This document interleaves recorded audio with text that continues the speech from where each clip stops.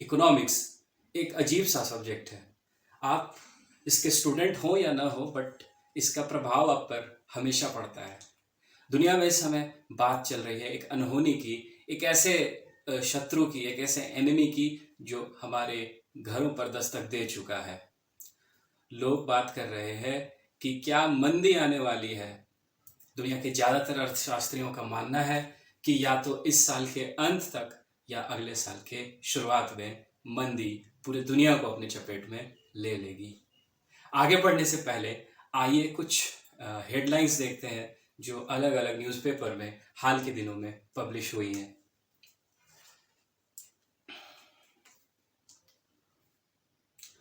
CNBC, Euro hovers near 20-year low on recession worries. IMF chief says cannot rule out possible global recession. Auto.com. Business Standard. Wall Street says a recession is coming. Consumers say it's already here. Business Line. Commodities crash to multi-month lows as recession fears grip markets.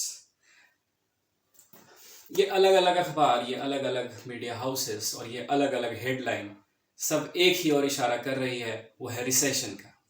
तो क्या recession आ चुका है या recession आने वाला है, वो आज के वीडियो में हम लोग देखेंगे। साथ ही देखेंगे कि अगर रिसेशन हो रहा है आज के समय में ग्लोबली, तो उसके रीजंस क्या क्या हैं। ये इक्वली इम्पॉर्टेंट है अगर आप स्टूडेंट्स हैं या फिर अगर किसी आप बिजनेस में लगे हुए हैं या फिर आपको बिजनेस और इकोनॉमिक्स से जुड़े रिलेटेड चीज़ों में शौक है। तो लेट्स बिगिन।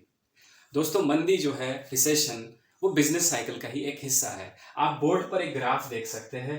इसमें ये ट्रफ, फिर एक्सपेंशन, फिर पीक, फिर कॉन्ट्रैक्शन, फिर trough, expansion, peak, contraction, trough, expansion, peak. ये जो साइकिल है ये हमेशा चलते रहता है, ये कोई नई चीज नहीं है। दुनिया में पहले भी मंदियां आ चुकी हैं। अंतिम जो मंदी आई थी वो 2008-9 में लेहमन ब्रदर्स के डूबने के बाद आई थी। लेकिन ये जो चक्र है ये हमेशा बना रहता है। अब हम लोग जानेंगे कि टेक्निकली मंदी किसको कहते हैं। पूरे साल को हम लोग अगर 4 हिस्सों में बांट दें, यानी 12 महीने को अगर हम लोग 4 हिस्से में बांट दें, तो एक हिस्सा 3 महीने का होता है। इसे हिंदी में तिमाही और इंग्लिश में क्वार्टर कहते हैं। जब जीडीपी का कैलकुलेशन होता है तो मंदी को कहा गया है, यह वो स्थिति है जब किसी इकॉनमी की, वो इकॉनमी किसी देश की भी हो सकती है, वो इकॉनमी किसी मुल्क की भी हो सकती है और किसी ग्लोबल इकॉनमी भी हो सकती है। जब इकॉनमी लगातार 2 तिमाही तक, लगातार 2 क्वार्टर्स तक अगर प्रेशर में हो जीडीपी ग्रोथ, तो उस स्थिति को हम लोग टेक्निकल रिसेशन कहते हैं। Canada, UK, US, south Korea, Japan, Australia और यूरोजोन जिसमें 19 देश हैं यूरोप के, जो यूरो को एक कॉमन करेंसी के रूप में देखते हैं। इन सारे देशों में मंदी की बात कही जा रही है और इसके कारण क्या है, what are the reasons behind this recession, वो आज हम लोग देखेंगे। दोस्तों, जब भी मंदी आई है हिस्टोरिकली, तो उस हर मंदी में ये 3 रीजन नजर आते हैं। पहला जो रीजन है वो है ओवरहीटेड इकॉनमी, दूसरा है असेट बबल और तीसरा है black sworn events.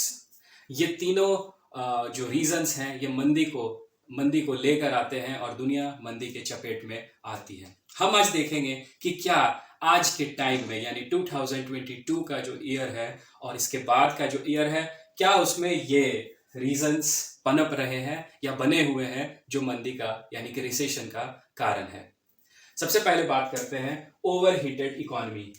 Overheated economy वो फेनोमेना है, वो अवस्था है जब डिमांड सप्लाई से ज्यादा हो, जब लोग डिमांड ज्यादा कर रहे हो और उस डिमांड को पूरा करने के लिए सप्लाई नहीं हो।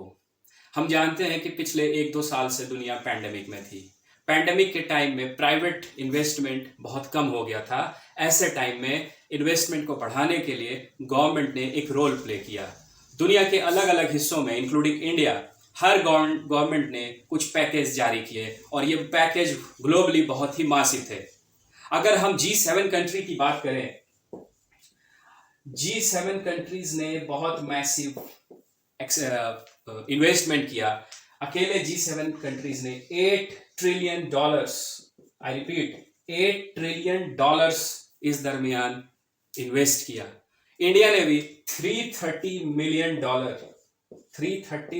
डॉलर्स रुपीस इन्वेस्ट की, रुपीस नहीं डॉलर्स, 330 मिलियन इंडिया ने भी इन्वेस्ट किए। ये सारा पैसा अल्टीमेटली पब्लिक के पास आया और पब्लिक की जो डिमांड है वो डिमांड काफी हाई हो गई। ओवरहीट होने का ये एक बहुत बड़ा कारण है। साथ ही साथ ग्लोबली कुछ घटनाएं जैसे यूक्रेन वॉर ने पूरी दुनिया में फूड की जो सप्लाई है उसको रोक दिया है। फूड खास करके जो खाने वाले आइटम्स हैं पूरी दुनिया में उसकी सप्लाई बहुत गिर गई है और डिमांड काफ़ी ज़्यादा है। चाइना, जहाँ पे फिर से वुहान वायरस या कोविड-19 के केसेस बढ़े हैं, चाइना के जो मैन्युफैक्चरिंग हाउस हैं वो बंद पड़े हैं और हम जानते हैं कि चाइना पूरी दुनिया के लिए एक बहुत बड़ा सप्लाई चेन पैदा करता है जो कि अभी ब्लॉक्ड है। तो ये 3 कारण जो मैंने आपको दिखाए, इन तीनों कारण के चलते डिमांड बहुत ऊपर है और सप्लाई बहुत नीचे है। ये जो इम्बैलेंस, जो मिसमैच है वो इकॉनमी को ओवरहीट कर दिया है और डिमांड के ज़्यादा होने से हम आज उसका प्रभाव नॉट ओनली इन इंडिया बल्कि दुनिया के तमाम देशों में देख रहे हैं। जो इन्फ्लेशन है, इन्फ्लेशन बढ़ने यानी कि महंगाई बढ़ने का जो मुख्य कारण अभी नज़र आ रहा है वो है डिमांड और सप्लाई का मिसमैच, जहाँ डिमांड काफ़ी ज़्यादा है और सप्लाई बहुत कम। दोस्तों, प्यू रिसर्च की एक रिपोर्ट आई है, उसमें दुनिया के 44 बड़े मेजर जो इकॉनमी है उसमें से 37 इकॉनमी अभी इन्फ्लेशन की चपेट में है, महंगाई की चपेट में है। और इस महंगाई का मुख्य कारण है डिमांड का ज़्यादा होना, यानी कि ओवरहीटेड इकॉनमी का होना। अलग अलग सेंट्रल बैंक इस महंगाई को रोकने के लिए अपने रेट्स को बढ़ा रहे हैं। ये हम आरबीआई की भी जो रिपोर्ट्स है उसमें भी हम लोग देख सकते हैं। चलिए दूसरे कारण पे नजर डालते हैं जो है एसेट बबल।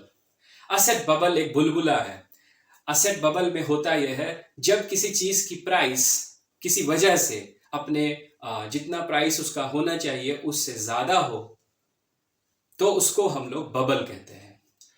पैंडेमिक के दौरान कुछ कंपनियों के शेयर्स बेतहाशा बेवजह बढ़े और वो एक बबल का रूप ले लिया।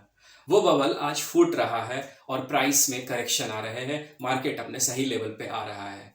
और इसी के चलते पिछले कुछ मंथ्स में पूरी दुनिया के इन्वेस्टर्स ने लगभग 11 ट्रिलियन डॉलर शेयर मार्केट्स में खोए हैं। I repeat, 11 trillion dollars, 11 trillion dollars, और ये अभी भी जारी है। ओवरहीट इकॉनमी के बाद जो मैं बता रहा हूँ ये एसेट बबल, ये भी बहुत बड़ा कारण है। एसेट बबल में दूसरा एक और पॉइंट है वो है डेप्ट बबल। डेप्ट यानी कि उधार। डेप्ट बबल भी है जब उधार के कारण प्रॉस्पेरिटी देखने को मिलती है। आज के टाइम में पूरी दुनिया की अगर बात करें तो हाउस होल्ड यानी कि घरेलू प्लस प्राइवेट कंपनी और सरकार, ये तीनों मिलाकर जो डेप्ट बनता है वो 305 ट्रिलियन डॉलर का डेप्ट है। 305 ट्रिलियन डॉलर का डेप्ट ये पूरी दुनिया में है। 305 ट्रिलियन डॉलर ये उधार पूरी दुनिया में है। इसमें सरकारें भी हैं, प्राइवेट कंपनीज भी हैं और घरेलू लोग यानी कि हाउस होल्ड भी हैं। 2000 में ये सिर्फ 80 ट्रिलियन डॉलर था, 80 ट्रिलियन डॉलर, जो कि 2022 में 305 ट्रिलियन डॉलर यानी कि 4 गुना ज़्यादा है। और ये डेप्ट पूरी दुनिया की जीडीपी का 350% है। आई रिपीट, 350% पूरी जीडीपी का जो डेप्ट अभी बना हुआ है। ये डेप्ट जो है ये बहुत नुकसानदेह इसलिए भी है कि इस डेप्ट में से बहुत सारा डेप्ट डूबेगा और वो पूरे इकोनॉमी में स्लो डाउन लेकर के आएगा। दोस्तों, ये 2 रीजन जानने के बाद इसका एक और तीसरा रीजन जो अभी पूरे दुनिया में व्याप्त है, प्रिवेल कर रहा है, वो है black swan event. Black swan English का एक मेटाफर है और इस ब्लैक स्वान इवेंट में ये होता है कुछ ऐसी अनयूजुअल घटनाएं घटती हैं जो आमतौर पर जिसके घटने की प्रोबेबिलिटी बहुत कम हो, और वो सारी घटनाएं पूरे इकोनॉमी को धकेलती हैं रिसेशन की तरफ और रिसेशन के स्पीड को काफ़ी बढ़ा देती है। और वो ब्लैक स्वान इवेंट पिछले 2-2.5 साल में पूरी दुनिया में देखने को मिल रहा है। सबसे इंपॉर्टेंट उसमें है कोविड-19 जो पैंडेमिक। ये एक बहुत बड़ा ब्लैक स्वान इवेंट है जो अनयूजुअल है, जिसके होने की प्रोबेबिलिटी बहुत कम थी, लेकिन वो हुआ और वो हमें रिसेशन की ओर, ग्लोबल रिसेशन की ओर ले जा रहा है। दूसरा जो ब्लैक स्वान इवेंट है वो है यूक्रेन वॉर। ये भी एक अनयूजुअल घटना है और इसने भी बहुत ज्यादा प्रभावित किया है, बुरी तरह से। अनफॉर्चुनेट है ये। तीसरा जो ब्लैक स्वान इवेंट है वो अभी हाल के दिनों में देखने को मिला जा रहा है, वो है लेबर स्ट्राइक। जी हाँ, labour strike. UK, France, Germany, Korea, इन सभी जगह पर डॉकयार्ड कर्मचारी, कहीं पे पोस्टल कर्मचारी, कहीं पे टीचर्स, हर कोई स्ट्राइक पर है। ये भी एक अनयूजुअल और कम प्रोबेबिलिटी वाली घटना है। तो दोस्तों, वो सारे कारण विद्यमान हैं जो दुनिया को एक ग्लोबल रिसेशन की ओर ले जा रहे हैं। आपको शायद ये समझ में आया होगा, मैं विश्वास रखता हूँ कि आपको ये कारण समझ में आए होंगे। नेक्स्ट वीडियो में जब हम लोग मिलेंगे उस समय हम लोग देखेंगे कि रुपया क्यों गिर रहा है डॉलर के मुकाबले। आप कमेंट बॉक्स में लिखिए कि आपको ये वीडियो कैसी लगी। तब तक आप अपना बहुत ख्याल रखिए। मैं हूँ सृजन कृष्णा। Thank you.